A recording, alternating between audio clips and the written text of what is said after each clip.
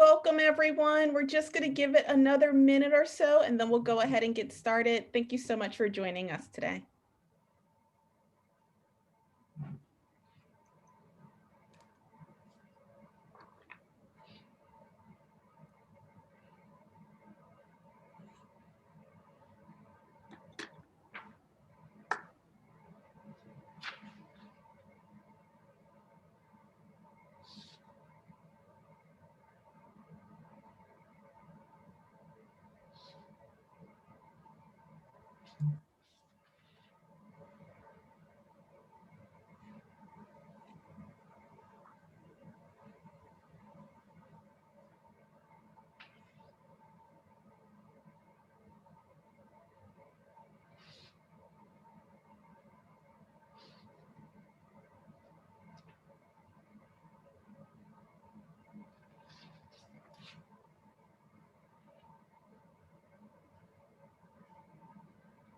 All right, let's go ahead and get started.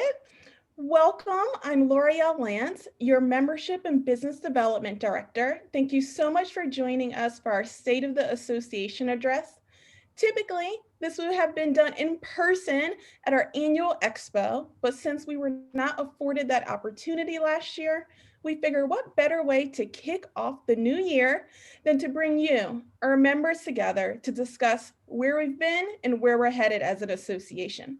Now, just a few housekeeping items before we go ahead and get started. This webinar is being recorded, and we'll make sure that we get it out to all members after it's completed. All materials and the recording will be sent, and this meeting is being held in webinar format, so please feel free to ask any questions through the Q&A feature.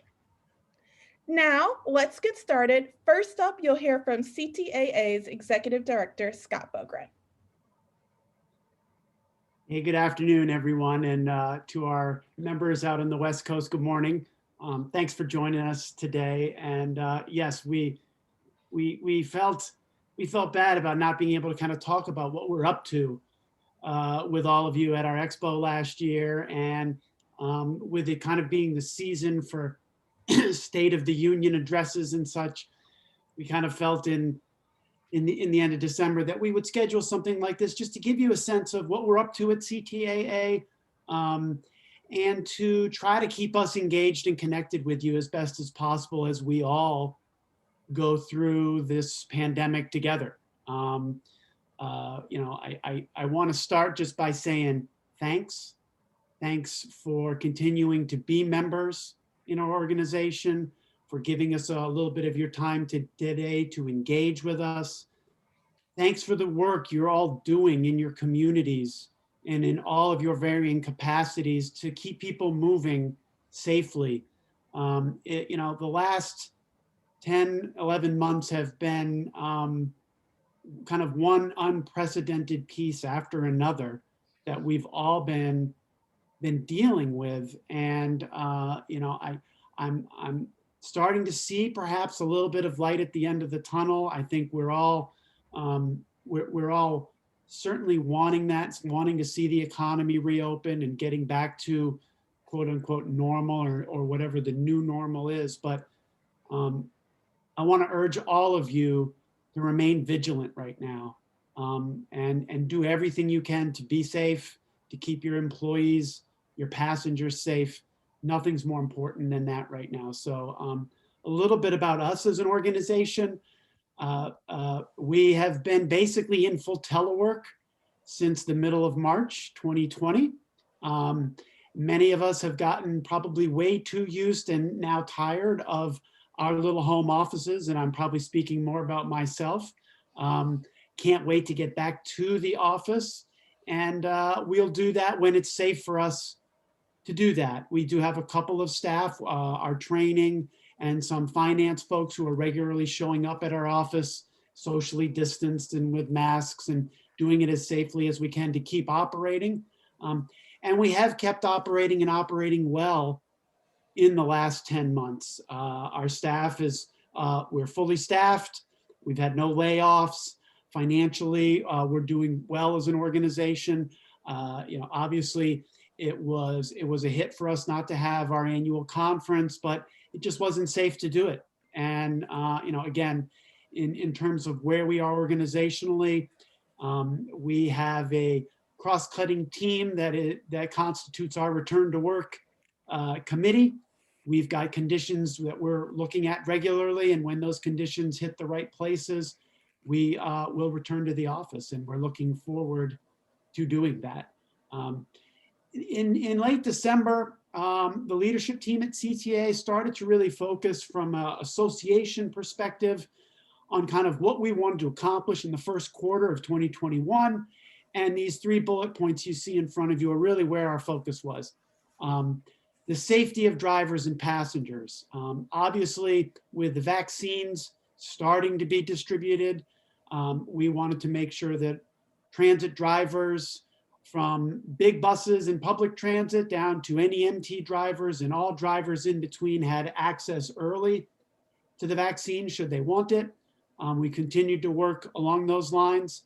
We also identified that many of our members in December were starting to hear from local public health about ways in which, particularly in smaller communities and rural areas, our transit systems and you, our members, could help get a lot of at-risk populations to the vaccine. And we kind of seized on that as a big opportunity to show the value of rural and community-based and small city transit. So we've been doing a lot of work with the Center for Disease Control, CDC, with a similar association to ours that represents local public health entities.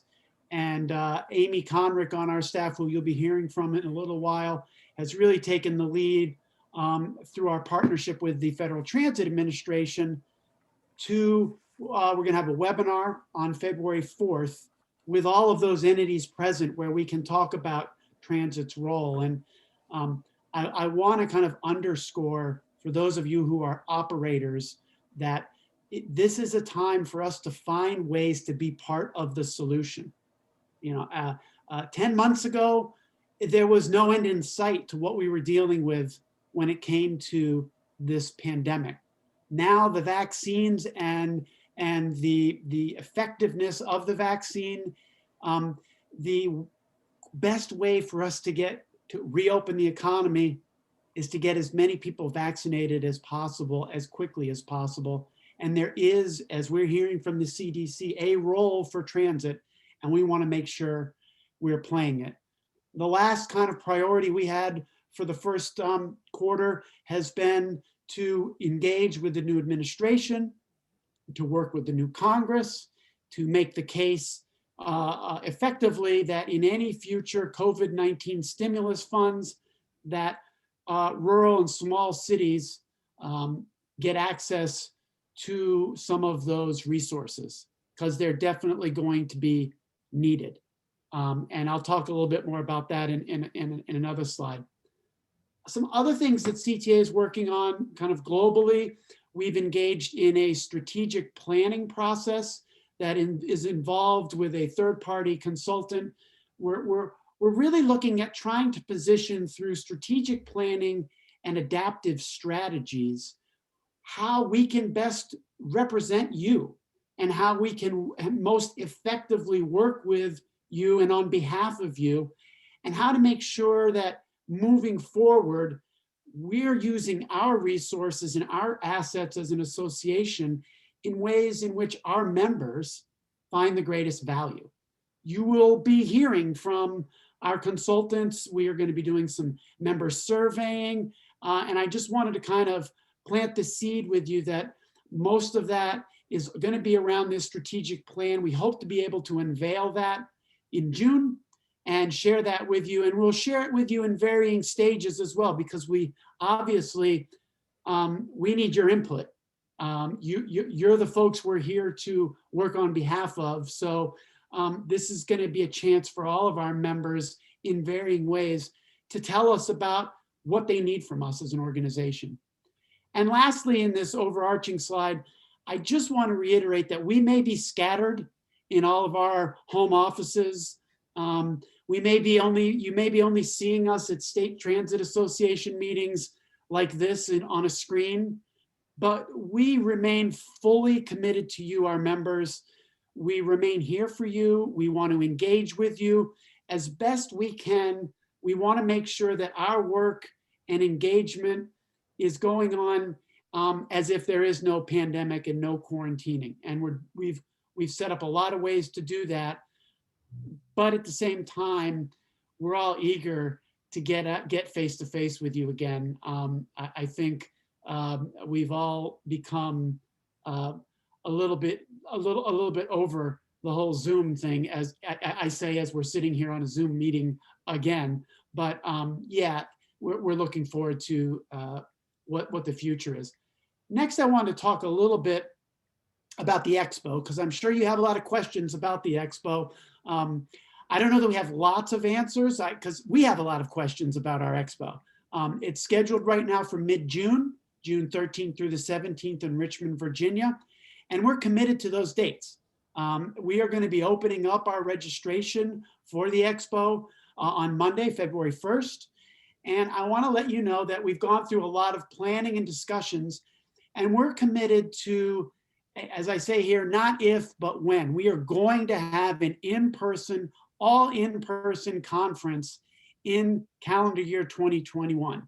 We've got if in March we're not seeing the progress through the vaccine that we'd like to see, we may move the Expo still in Richmond, still in person, but later in the fall.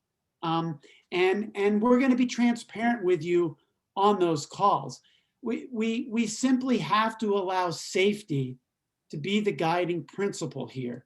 The safety of you, our customers, our trainers, the safety ability to travel. There's a lot of things that we want to see change. And, you know, if I had a crystal ball, if we did here and we knew, I'd be telling you we're good to go in mid-June. I don't know. Right now, you can't hold a meeting like what we're planning on holding in Richmond, in Virginia. 2 months from now, I have every hope, and I'm optimistic that things will have changed. But I want you just to hear that we're developing the conference with the mind of it in person, and it will either be held in mid-June or we will push it into the fall. As soon as we would push it into the fall, you will be made aware of it. If you register for the conference thinking it's mid-June, and then for some reason you've got a schedule conflict, we will fully refund. The usual policies that we have, we're going to have the most flexible refund policy possible. And, you know, we're going to do everything we can to make it the kind of expo that you've come to expect from us in terms of the content and the quality, but also the kind of, like, let's all get together again and take a deep sigh of relief and say, now we're into this new normal, and we can get back to the business of having an open economy and back to the business of moving people the way we know we're capable of. And as I say in that last bullet point, we absolutely can't wait to do it. But we're going to approach all of this with an abundance of caution, and we're going to approach all of this with an abundance of flexibility and transparency. All of our decision making on this will be made very transparent to you, our core customers. I'm happy to answer any questions either through the chat today, or shoot me an email or give me a call directly. I'll tell you exactly what we're thinking and how and why and when. And, you know, I think that's the best message we can have for you right now about the conference is we're committed to it, and we're going to have it, and bear with us as we, along with thousands, millions of others across the country, are waiting to kind of see how the next 2, 3, 4 months unroll, and how the vaccine starts to hit, and what this means, and when it's safe for all of us to travel. So that's really where we are on Expo. Appreciated a lot of the input that many of you gave us on topics that you wanted to see us cover and content. And, you know, it will be great And I'm sure we'll talk a little bit about pandemics and such, but it will be wonderful to be able to talk about issues other than pandemics and quarantining and, you know, PPE and all the things that a year ago weren't really in our lexicon, which now we've been doing nothing but talk about. So that's where we are in Expo. And again, reach out to us if you have any questions. We want to make sure you're fully in the loop. On the legislative side, there's a lot going on. I wanted to thank many of you. The third round of kind of massive COVID emergency stimulus package funding is starting to be worked on. The administration has announced a number. I know Congress is starting to look at it. We were not pleased with the second round, which came known as CRISA. And really, it left too many of our rural states without any additional funding. It certainly left almost all of our small urban members without any additional funding. And so we put a letter together. We've worked with a lot of you as members on what our priorities need to be. And we have a sign-on letter that's going to be going to Congress at the end of the day today that is currently signed on by nearly 250 of you, our members and other public transit operators who support what we're saying, which is transit is a national program and any subsequent funding needs to use the long accepted and easily understood and used formulas, which maintain and guarantee that all systems get some benefit, because all systems, from the smallest rural town to our biggest city members, we're all dealing with this pandemic in different ways. And so we're going to urge for that kind of fairness. It's a great letter, and it's great, more importantly, to see so many systems around the country supportive and willing to put their names next to ours on this letter. There are no guarantees on outcomes. But as I often say, when it comes to legislative issues, they won't be able to say they didn't hear from us, and they won't be able to say they didn't understand what we would have liked to have seen or would like to see in this legislation. And that's what we can control, and that's what we will. As many of you are aware, on the transit policy side, the FAST Act was extended for a full year. So that current ends on September 30, 2021. Congress and the administration are working on the reauthorization. The House is certainly taking the INVEST Act and using that as the jumping off point, since it passed the full House last year. We expect the administration, when it announces its budget, its infrastructure and reauthorization policies are going to be woven into that piece. So there's going to be a lot of give and take.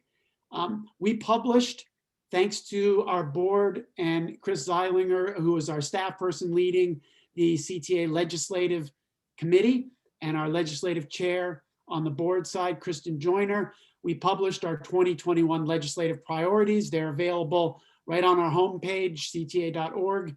You can get a real sense of exactly, we gave that to all of our state delegates ahead of time. We shared it with some partners.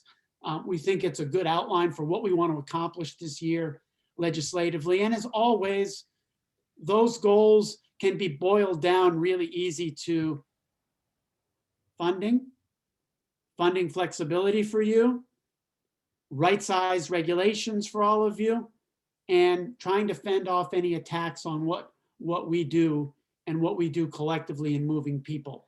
On those lines, the end of December had a really great victory that was, for us, almost 20 years in the making. The non-emergency medical transportation benefit, which had always been a part of the Medicaid program, but had never been in Medicaid statutes. The benefit was there due to a lot of court actions and class action suits back in the 1970s. It slipped in, along with a lot of other things that happened at the end of December, was taking the NEMT benefit and codifying it into the Medicaid statutes, which means no future administration can come in and say, let's promulgate a regulation that makes the benefit optional at the state level. That can't happen that way anymore. It has to be done legislatively, which is a process that I think we would all like to fall back on as one that gives a lot more predictability and more of a guarantee to the NEMT benefits. So, for our NEMT members, that's been really our focus. And now, as you'll see in the priorities, the focus changes to how do we start to work within the NEMT world on managed care situations? How do we weave in things like obviously SODH, the different pieces that really are starting to come into play that show the value of NEMT with better healthcare outcomes. And I just want to say that this is going to be, I think, a different jumping off point for what we work on in NEMT when it comes to the social determinants of health and kind of new potential buyers directly with insurance and HMOs and managed care organizations. So a brave new world, but one that I think we're all eager to get into and work on. So now I'm going to turn it over. We're blessed at CTAA with just an outstanding staff. We recently added a new staff member, even in the midst of the pandemic. And we've got a lot of newer folks that are really jumping into leadership positions at the organization, bringing fresh approaches to the things we do. As well, we've got a lot of new board members who are doing the same at that level. And it's really great because I think it keeps the organization from ever getting stale. And that's the one thing we've always wanted to guard against. And it's great to have, so you're going to hear from some of those as we move through here, and including the next slide, and kind of L'Oreal Lance, our membership director, who's a little over a year into the job, is going to kind of lead you through where we are and some of our priorities membership wise. So I'll turn it over to you, L'Oreal. Thank you, Scott. So I wanted to reiterate that earlier this month, we did update our membership categories. Just a slight refresh. We figured that we would streamline them for you. And so while the link is there so that way you can check out everything, I assure you that most things did not change. But I did want to highlight the largest change that we had that I hope would be a welcome change. So we created two different membership categories for our individual members. One is a non-voting member and one would be a voting member. To date, everyone has been put into the non-voting category, but you're able to upgrade into the voting category. The voting category would allow you to both vote and serve as a delegate or board member here at CTAA, your association. I'll be sure to remind everyone of this as we enter the summer election season, but I know it was kind of a hot topic last summer, so I want to make sure that you know that there is an opportunity to both vote and serve if you have an individual membership. Please reach out to me if you would like to further discuss how to make that happen. When we upgraded, or should I say refreshed our membership categories, we also added two new membership benefits. For some time, NorthPass has hosted our training courses on their site, and they have deep discounts for CTAA members who are interested in standing up their own learning management system. NorthPass offers customizable platforms for any budget. So I think maybe our state DOT members, state associations, and some members may be very interested in this benefit, especially in this new normal where a lot of training is happening online. It needs to be done quickly to get drivers on the road. More details will be shared in February about how to best proceed with contacting NorthPass and accessing those deep discounts. In addition to NorthPass, Buchanan Wealth Management has been a partner of CTAA for many years as well, managing our retirement management space. In efforts to focus on both staff and driver recruitment, they will be offering our members education and how to best negotiate and implement retirement packages for staff and drivers. So, this is something we hope that you will all take advantage of. We know it's something that can be very intimidating. You're worried about the cost of standing up a retirement package for your employees, what the implementation would look like, how to best manage it. And Buchanan Wealth Management can help you with all of that. Now for our webinars and digital content. We've seen a lot of you online and we know that you've seen a lot of us over the past few months and we certainly don't want that to stop. In February, we will have another webinar. We plan to do them monthly just as we have been doing, so please be on the lookout for registration. We will continue with our regional webinars as well. If you haven't heard from your delegate or regional board member, you will soon. So please be on the lookout when your region comes up. And our digital content is created for you, our members. It's all based on feedback and requests that you send us. We want to keep the transparency and engagement flowing. So please continue to engage with us so that way we can continue producing the latest and greatest material for you. As you may recall, we have a monthly member newsletter that comes out towards the top of the month, biweekly fast mail, our community transportation reader, which is our blog that has a lot of content. And in addition to that, we have surveys, member questions, a variety of guides. We're always looking to hear directly from you. Our COVID resource guide that we worked with in conjunction with APTA and the FTA is refreshed each and every other Wednesday. I just got the most recent guide and we'll get that up for you. And it's a great way to figure out where you can purchase PPE and other things that you may need to clean and sanitize your vehicles or provide protection to your drivers and staff. In addition to guides, we have just started the process of starting our buyer's guide, a place where you can see all of CTAA's vendor members or partners and the services that they provide, any discounts that they may be able to provide to you. So we're in the culling process right now. And come August 15th, we plan to have a digital guide ready for all of our members to peruse. Membership awards. It is that time of year again. Our annual awards nomination process is open and scheduled to close on April 9th. Please take a look at the categories. I know the link is in the chat box, and we encourage any and all to apply. You can nominate yourself or an industry peer. If you applied for our 2020 awards, we still have your details. No need to submit again. We will be rolling all of those over to our 2021 awards. And finally, our Emerging Leaders Academy. Recruitment season is here. If you have a budding star or maybe someone at your organization who's been there a while, but it's finally time for them to take the leap and be groomed into a senior role, please be on the lookout for opportunities for our next class. Those will be coming shortly. It's a fabulous opportunity to manage your organization's succession plans.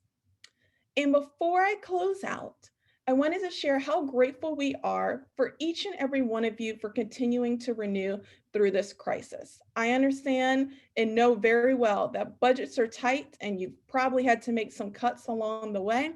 But as Scott mentioned, we are so thankful for each and every one of you for continuing to help the association grow and thrive as the years continue. So thank you. Thanks, L'Oreal. And next up is Karen Souza, our Training and Certification Director. Karen and her team have moved mountains in the last 8 months on trying to make as much of our training available to you online. So I'm going to let her talk about and give you a sense of all of what they've accomplished and hopefully the opportunities that you now have to really avail yourselves of some of the industry's very best training and content. Karen.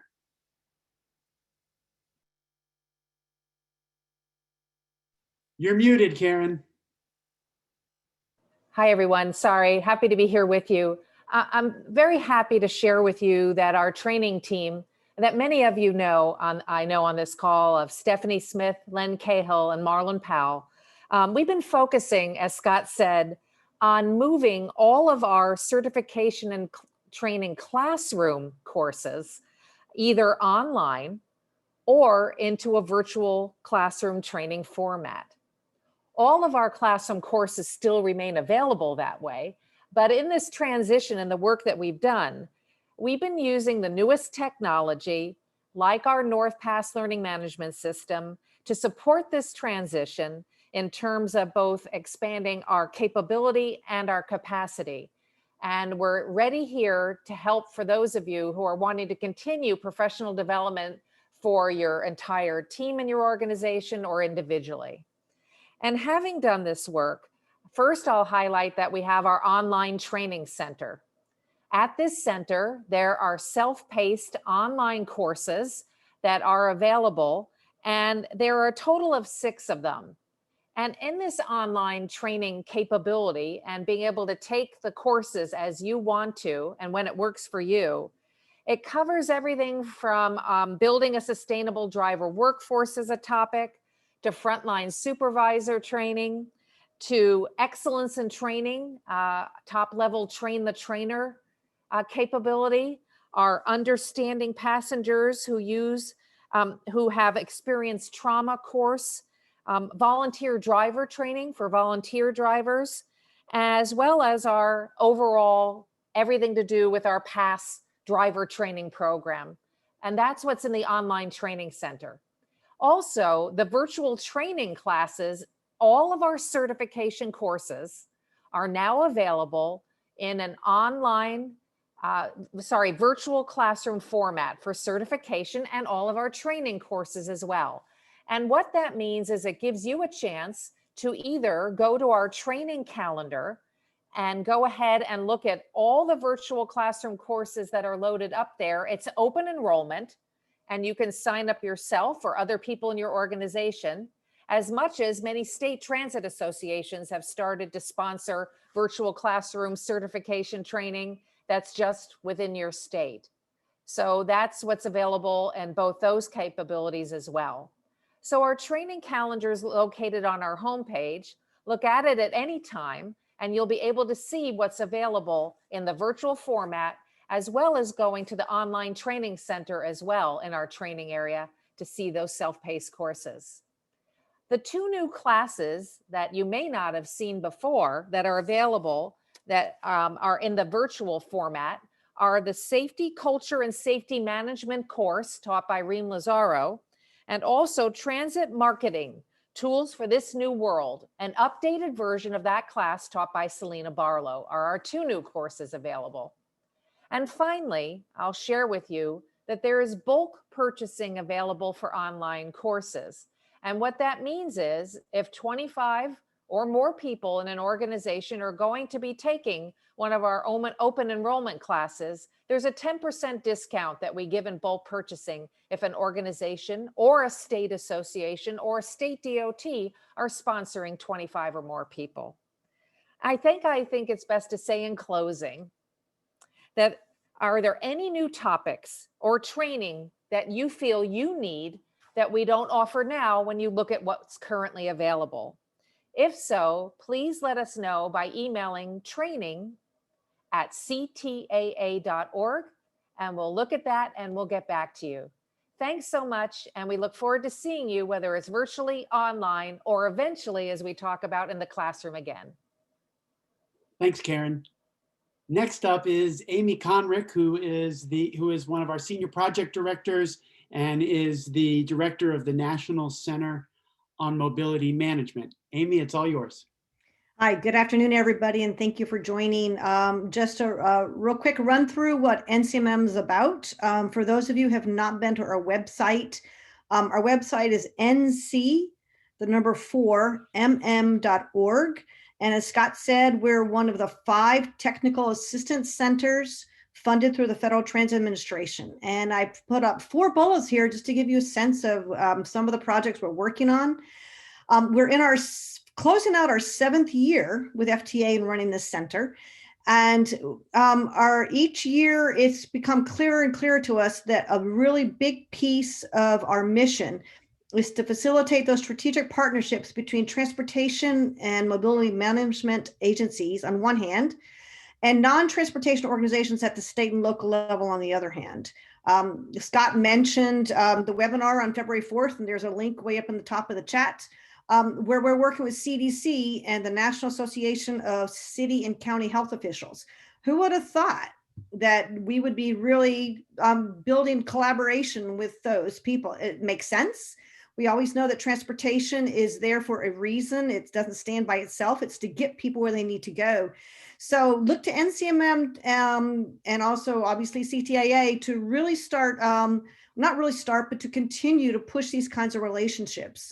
This morning I had a really interesting call with somebody from the National Highway Safety and Traffic Administration, I think I've got that name right, from NHTSA, talking about emergency management systems. Again, a world I knew nothing about, but something that I think is very important for all transit agencies to know about if you're not already involved in those. So you'll hear about that. Another big activity at NCMM that allows us to go into communities, get to know communities, and work with them very closely are our grants. And there are 3 phases to our grants. They start out with facilitated planning using human-centered design. And we have, for the last number of years, been offering pilot stage, about $75,000 grants for teams to pilot or communities to pilot what they have designed through the human-centered design process. So look for those next set of applications to be coming out very soon, March or April, we hope. Another activity that I really would like to highlight is a project that we hope to have in person very soon, maybe June, July, where we are going to be soliciting one state to apply to be part of a facilitated project to address older adult isolation. We know that being isolated in your home, especially this pandemic's been hard for everybody, but even outside the pandemic, when you're isolated in your home, we know that leads to poorer health outcomes. So this is, again, another piece of our mission is to facilitate this project between a state level transportation agency, public health, aging, and to bring all those together and say, okay, how can we address this issue together from a multi-sector point of view? And the last thing I want to kind of steer you toward, again, is all based on our website. We really heavily use our website to reach out to you guys. And we've tried to add some features that we think will be really helpful. We update our website daily. That includes additions to our calendar. And I hope that you guys have a chance to look at our calendar. We are pulling in there webinars from all sorts of different sources, different types of trainings, NTI trainings are listed there. So if you want a quick look at what's available, we encourage you to go there. One of the features I like the most, because it is a way for me to catalog what's happening in the world, is our daily news feature. Again, updated daily, and it really pulls in topics from around the country and sometimes around the world on what's happening in transportation and mobility management. And the best part about everything that's on our website is that we have installed in the last 6 months or so an advanced search feature. So you can put in a topic and you can search across our written information, our news, our by topic pages. You can search anything on our website just using our advanced topic search feature. And in addition, if you click a box in the advanced search feature, you can also search the FTA's other technical assistance centers. So you're searching 5, 6 different sites all with one go. So again, our website is nc4mm.org. And Scott, thanks so much for allowing me to update our members. Thanks, Amy. And the technical assistance centers that we operate work hand in glove with the association. They are places where we work with the field, where we learn, where we hopefully can fund innovation and test ideas, and really where we can bring staff in and broaden their expertise as well. So we're really pleased, obviously, with the work that's been going on around those. And speaking of, our newest technical assistance center is the National Center on Applied Transit Technology, or NCAT. And our newest director of such a project is Andrew Carpenter, who's been with the organization about 4 years. And Andrew, you are up. All right. Thank you, Scott. And so, hello, everyone. Thank you for joining us. Like all of the other links I've been dropping into the chat box, I just put NCAT's website in there. And so let's see. So NCAT has been around for just over a year now, and the goal of the center is to help scale down all of the innovative emerging technologies that have been coming out of typically the larger cities and helping CTAA member size organizations harness and implement those types of technologies at the scale that works for them.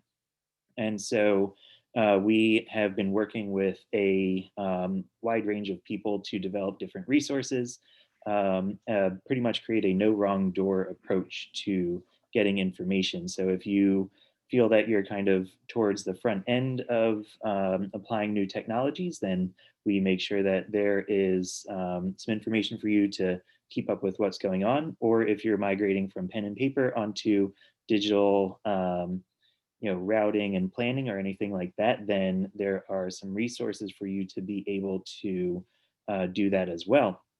And so this is largely through the website's Tech University page. And so this is full of webinars and guidebooks, and there will be podcasts and videos, so that this way there's an ecosystem of information so that you can understand how to begin approaching these topics of these very rapidly evolving technologies. And so we are creating these resources and making sure we focus on the lessons learned, trends, and most importantly, the strategies that are involved in exploring and making decisions on different technologies. And so, from there, sadly, we can't do in-depth technical assistance with everyone, but we try and help as much as possible. We have our state technology summits and our strike teams. And so the focus is on transferring technology as much as possible to small urban, rural, and tribal transit agencies. And so Charlie Rakowski has been working with the strike teams for the past, I think, 9 months now. And so he has been working with 4 different communities to pretty much get them to the point of either developing an RFP for a system that they identified through this process that they need. And so this helps them get to the implementation stage, and then other communities creating plans for adopting battery electric buses in rural areas or in small urban areas. So we make sure that we pull in the right experts based off of the needs of the communities, and then get you as far as we can with it. And the state technology summits, we work with the departments of transportation of the states and work with them to identify priorities for where they can support localities across the state. So in our summits last year, we identified a big need to expand GTFS, which is General Transit Feed Specification capabilities. So this is pretty much collecting all of the data on your routes and putting it into a readable format so people can see it as a map. And then this way, that helps with sharing this information with passengers. And so that's one of the many priorities that we laid out with the DOTs. And so we hope to do this again in the coming year with year 2 of NCAT. And so, so we have different types of technical assistance, and we're also working towards creating hands-on workshops. We have 2 in development right now where we will send out a newsletter, and L'Oreal will put in the newsletter link shortly. So I certainly encourage you all to sign up for it. And there will be a special email blast that will have all of the, both of the workshops as well as all of our upcoming webinars. And so you'll have one central point to sign up for everything at once. And so, these workshops are meant to focus on skill building and how you as a manager and your technical staff can harness these new technologies and use them to make important decisions. And so one will be on data management and decision making, and another will be on digital tools that facilitate system redesigns. And then we'll use those to develop more in the coming years. And so with that, as Scott mentioned very early on, we onboarded new staff even in the pandemic. So we have Marcelo Moreno, who is our transit technologist, She joined us from Asheville Transit in North Carolina. And so we're excited to bring her on board. And again, you can go to our website, n-catt.org. And thank you all. Of course, reach out to any of us if you have any questions or thoughts for what else we can walk you through.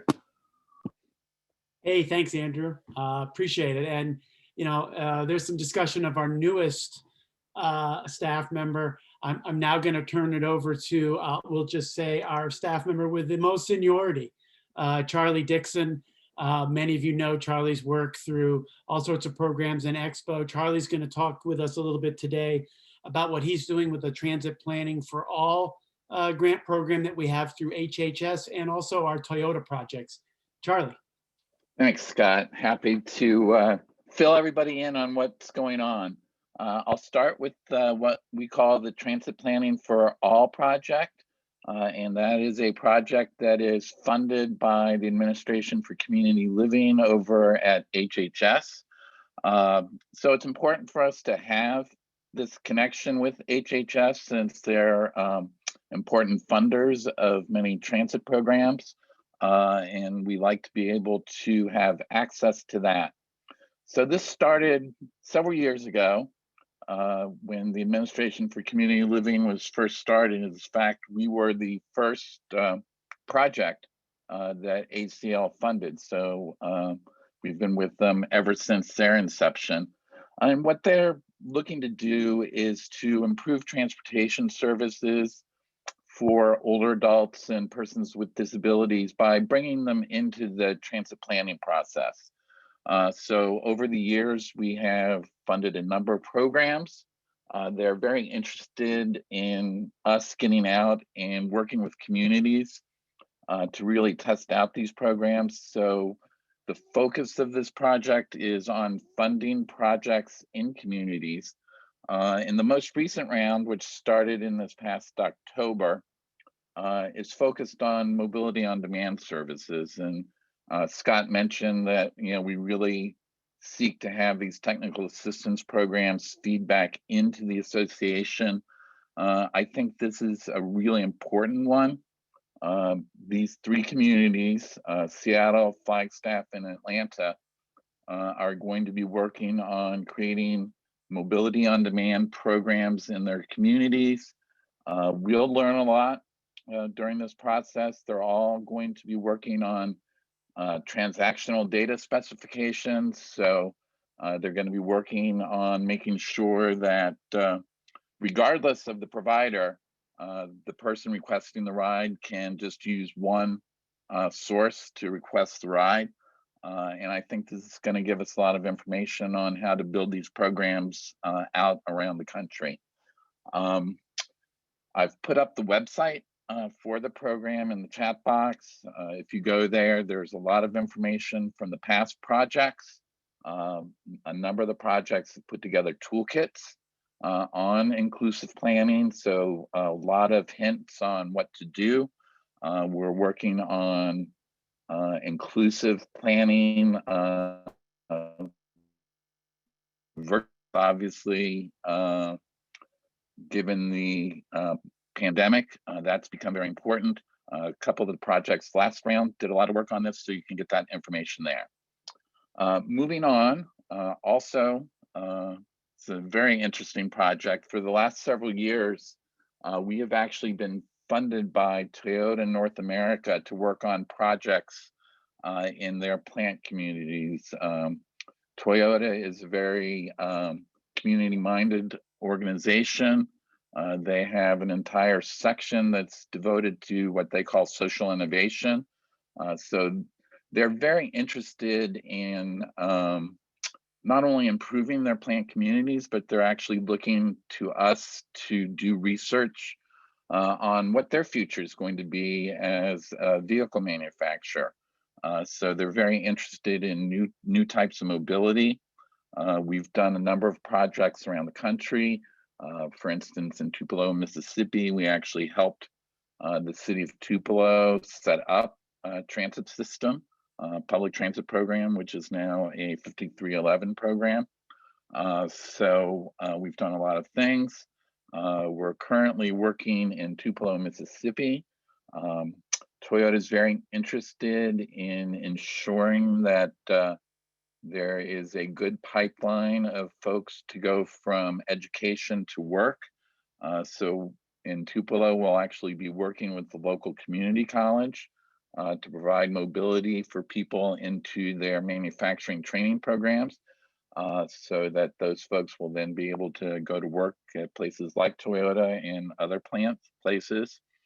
In Georgetown, Kentucky, Amy is working with the Kentucky Association of Community Action Agencies to work on a program kind of similar to what's going on in Tupelo to help move students who are in cooperative work programs so that they can get from their school to the work and then from work to home. And then in San Antonio, Texas, Chris Eilinger and Charlie Rakowski are working with the Toyota plant there, and VIA, which is the public transit provider in San Antonio, to set up a mobility on demand service. The plant is quite a ways outside of downtown San Antonio, and it's not served by public transportation. So they are looking at setting up a mobility on demand service in and around the plant so folks can take public transit to the closest bus stop and then use the MOD service to go from there. So we've really enjoyed the partnership we've had with Toyota. It's really let us do a lot of things that are kind of unusual, and it doesn't come with all the strings and requirements that are attached to federal funded programs. So that's also been quite enjoyable to work on. So that's it for me. Thanks, Scott. Thanks, Charlie. And one other project I thought I'd mention, we are engaged with a group in Oklahoma City. We were the leads in a winning team that proposed an innovative mobility solution to reconnect parents with children who have been placed in foster care. And again, the concept is effective mobility, effective transit and transportation. Can it reduce the length of time it takes to be reunited with a child who's been put in foster care? Does it reduce the number of children in foster care? Can we increase the number of visitations? And what's the impact of more visitations? And all of these projects that Charlie and Amy and Andrew were talking about are kind of a unique facet to our organization in that it gives us the chance to test and not be folks that just work here in the DC area in the Beltway and are involved only in transit from a high policy kind of perspective, but also it allows us to really understand what's happening at the local level as best we can, and to understand the real issues, challenges, frustrations at times, but also opportunities, and hopefully take these and broaden them out so that we can improve what we do from a policy standpoint, what we do from a training standpoint, and a lot of other things. So that's kind of how we see the organization working. I appreciate everybody's time. We're at 53 minutes in, and I think now I'd really like to open it up, turn it over to Taylor Clockey on the CTA staff, and open it up to Q&As of any type. Thanks. So everybody, if you have a question for anybody on the panel, please write it in the Q&A or the chat box, and we will definitely answer it. Just in the meantime, Karen, would you want to talk a little bit about when some of your new training opportunities will be available? I know somebody asked about marketing. Could you expand on when people will hear about the new opportunities? Oh, sure, absolutely. So on our training calendar, we have a list of our courses that are available now in the open enrollment capability. So what you'll see today in looking at it would be our selection of past Train the Trainer virtual classroom is one option there. And then you'll also see that we have up our Certified Safety and Security Officer open enrollment. Also, we have available our professional dispatch and scheduling. So the dispatch and scheduling is at the end of February, and the safety security officer is at the beginning of March. And in the next couple of days, by the Monday at the latest, we have some classes also coming in the certification areas of our frontline supervisor. So certified transit supervisor class that many of the organizations have been looking for has just come as our last one in the certification series to come available virtually. So those are being scheduled now, and so you'll be seeing those. So February and March are going to be very heavy months to have certification if that's what you're looking for, whether it's recertification or new to the certification and taking it for the first time. So continue to look there because we keep updating it, and we'll have every one of the certifications coming forward in the coming next week or two that you can take by open enrollment if you want to, as much as your state associations when they choose to sponsor will be listed there too. Great, thank you so much. Thanks, Taylor. Another question we had was about the Sun Conference in August. My understanding is that we plan on moving full steam ahead, but Scott, did you want to talk a little bit about our thinking about Sun in Missoula? Yeah, we really want to be in Missoula in August. That one, we're starting to feel really good about looking at numbers. We do expect to have that as an in-person conference. For those, that is a conference we put on every year that's really dedicated to small urban and fixed route operations. So if you're a rural, but you have a lot of fixed route ops, it's a good conference to go to. And it's always been a conference, a very collegial kind of, a lot of sharing of really good ideas. And I know I speak for many of us on staff. We were so disappointed not to be able to get out to Missoula last year, but we're committed to doing it this year. And we hope that it will take place in the second week of August. Great, thank you so much. And similar to Expo, we will be sharing all the materials as we come up with them for Sun. Typically that comes out right after Expo in June. Yeah. It doesn't look like we have any more questions. Everything else was addressed. So thank you so much. Well, again, folks, your questions can always be addressed directly to any of us on staff. If you go to our website and click on the staff, you'll get phone numbers that are directly to each of us. I just want to kind of close by passing on and speaking on behalf of the full CTAA staff and our board of directors and saying thanks. Thanks for giving us a little of your time today. Thanks for continuing to be active and engaged members of the organization. And thanks for all the work you do in your communities. And here's to better days coming soon. Thanks, everyone, and please be safe.